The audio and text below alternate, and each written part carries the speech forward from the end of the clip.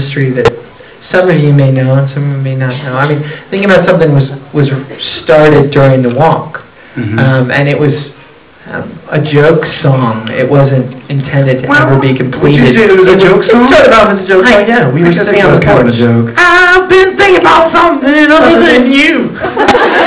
we were working on another song that yeah, it's more like 50s. Like we were sitting on the porch outside while we were working on the walk, and kind of brain blocked, and then we started singing kind of doo-woppy, and that song started coming out. And it was on it was on the Jake Off podcast. There was a little piece of it. I think it's on episode 2.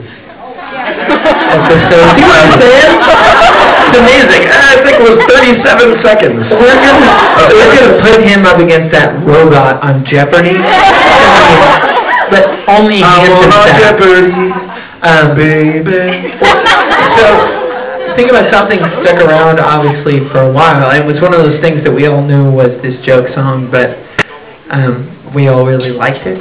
We all knew it was kind of catchy. It had a beat you could dance to. It was sort of, not that it's the same song at all, but the same way Bop was sort of like, oh, that didn't work, but we kept singing it every once in a while. You remember? It definitely. It evolved. Yeah, no, it evolved very similarly because the pocket of it changed slightly. Has anybody here used GarageBand on their Mac computer? So the way that Thinking About Something partly turned into a real song was somebody was, I'm not sure it was you or Tig. It was and they turned on one of the Motown loops. Ding ding ding ding. It's either 9 or 17. I don't know. I'm trying to print something. And it was sort of like, because it had been straighter before. Oh yeah, it was much straighter. It was, I don't want to sing it straight because I don't like it straight anymore. But it was sort of the white guy version, and then it became sort of like, oh wait, maybe it's I told you, bitch. Maybe that's what the song became. It had that little swing to it. And yeah, then it became all the verses and stuff started happening. I also have an interesting story about that, which was we recorded the record actually at the beginning of 2009, and then toured at the end of 2009, and also continued to record into 2010. Before the record was done. Very beginning of 2010. But when we toured for about, 5.5, 6 weeks in the U.S., I remember taking a walk, one of our walks, in Milwaukee, Wisconsin, and a girl walked up to me, and we've already recorded Thinking About Something, and she goes, there's this song on, episode 2 of the podcast. She's like, that's such a great song. You're going to record that? I'm like, you've been singing at why have you been singing in our bedroom? No, I kind of smirked in my mind and was like, you never know what could happen. You never know. And so I know that there was some girl in Wisconsin that got the record and was like, oh my God, they did it! What is smirking in your mind? You can imagine his mind is like, it's kind of squeezes a little bit. The other thing about that song particularly, again, there's so many little stories, but Thinking About Something really was recorded off the floor.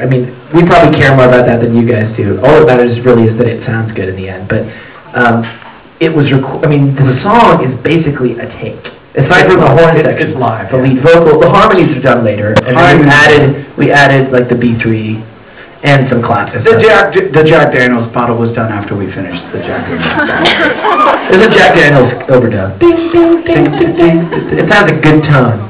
Yeah. You have to finish the whole bottle first. Everything sounds good at that point. This sounds great, guys. I'm in the and it's sleeping.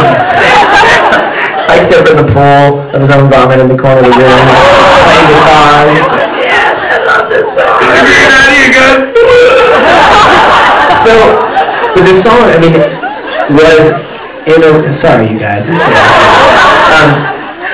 It was in the room, and that doesn't... it's hard to get it to happen, especially when these days you have so many options to fix it and change it. And we're really... And auto-tune, in certain artists' careers, I'm not going to say which one. Auto-tune is responsible for at least half of what's on the radio right now in the whole world. Exactly. And so to actually be able to, for us, being really picky, to be happy enough with it, to be like, oh, that's kind of done, was pretty amazing, because we were like, okay, we should just step away. And honestly, that's why Taylor yells, "To the bridge!" In the middle of the song, that's why you hear that in this going into the bridge section, because that was the... And we were like, us sitting here playing it, and a lot of times you do what's called a guide vocal, where you'll sing while you're recording, and that's what that was. and so we Don't forget the bridge. We left it in. We left it in. And the other thing that's important about that too is there were the drum sound. This happened a lot throughout the Shout It Out record. There was a grand piano at one end of the 3,000 square foot giant room, and then there were the drums on the other end. And we had to leave, in many cases, the piano mics on. We couldn't mute them until the piano came in, because on songs like Kiss Me When You Come Home, the way that those drums sound, You heard the drums in the piano mic. because you hear the reverberating piano strings and the mics on the piano. And also, very importantly, the way that Think About Something sounds is because of the lead, it's because of the guide vocal that Taylor had in front of him. You can hear the Wurlitzer sound is partly affected by the sound of the vocal.